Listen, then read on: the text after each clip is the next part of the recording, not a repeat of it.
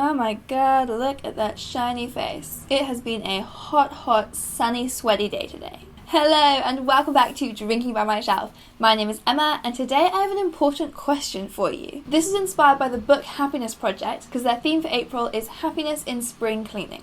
And the question is, what do you do after you finish a book that you didn't really like? For the last few months, ever since we moved into a place where I actually had room for bookshelves and to start building a book collection, I have been keeping everything, just because I wanted to fill out the shelves. But now I have 5 full bookshelves packed to the brim, and I'm going to have to buy another one if I want to keep growing my collection. But I don't know where I would put it.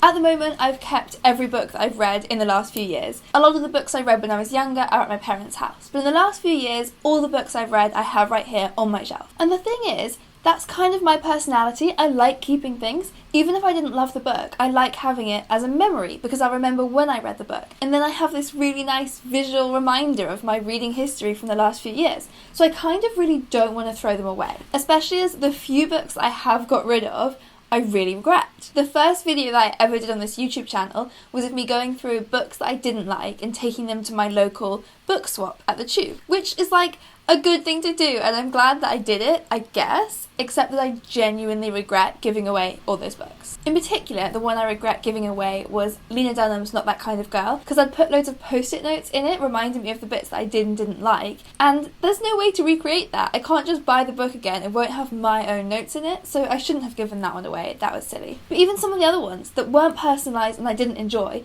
just sometimes I wish I had a copy of them if I want to talk about them. Like, I gave away a book called Maestra, which I really hated reading, but it had this amazing cover, and I really wish that I still had it to display on my shelf because it had this really creative cover.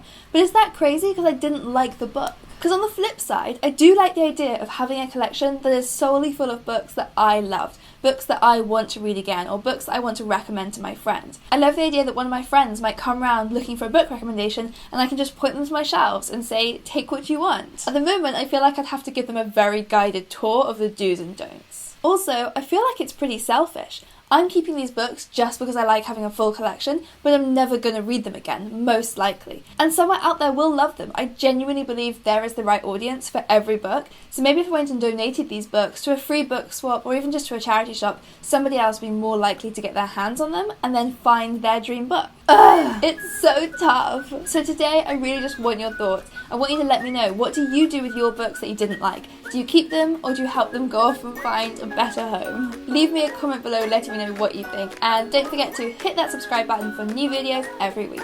See you next time!